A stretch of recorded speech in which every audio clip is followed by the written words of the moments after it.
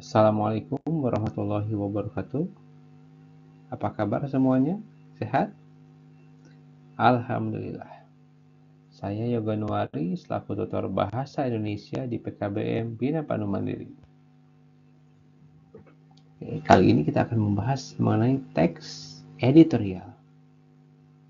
Apa itu teks editorial? Simak selengkapnya.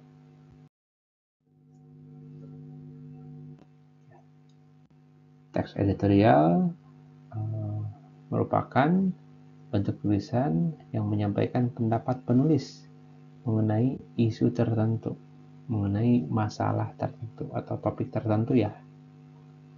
Apalagi yang sedang hangat-hangat nih, itu dapat mudah dibaca oleh orang lain. Dari pembelajaran kali ini juga diharapkan Bapak Ibu semua dapat mengembangkan keterampilan kritis dan analitis. Nah, pengertian teks editorial yang lebih lengkapnya adalah artikel.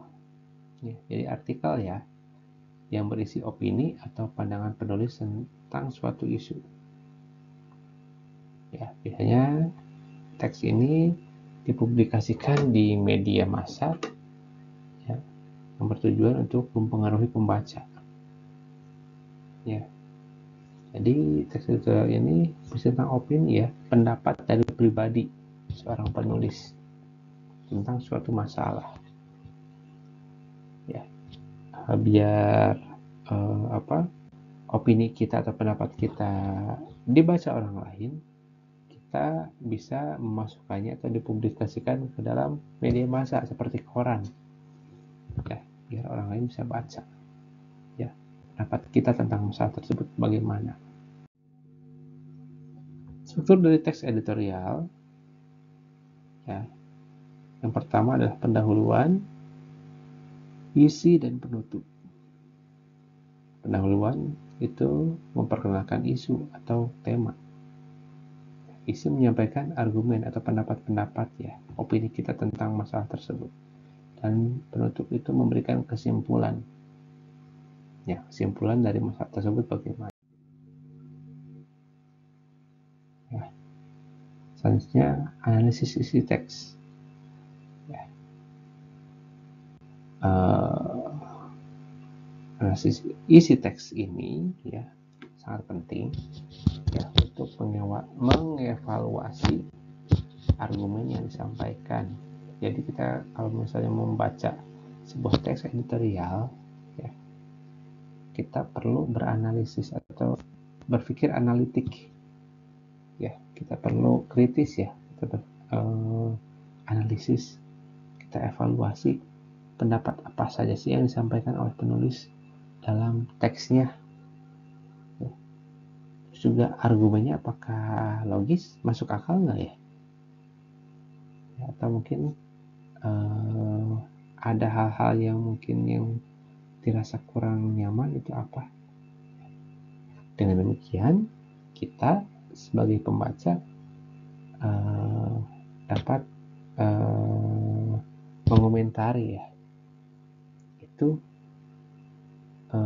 bagus atau tidak ya, logis atau tidak pendapat-pendapatnya.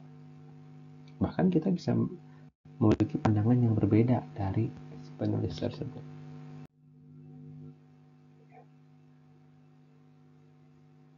Dengan membaca teks editorial dengan kritis tentunya ya, itu melibatkan kemampuan untuk menganalisis dan menilai informasi. Jadi kalau kita membaca teks editorial ya, secara tidak langsung kita belajar untuk melatih kemampuan analisis ya, dan menilai informasi ya. Termasuk juga bagaimana bentuk-bentuk pemikiran ya, orang lain terhadap suatu masalah. Oh, kita berpikir apa temanya tentang pilkada misalnya.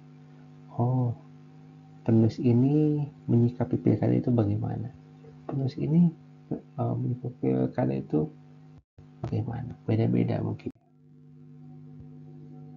Jadi kesimpulannya, teks editorial ini bagi kita, ya kita harus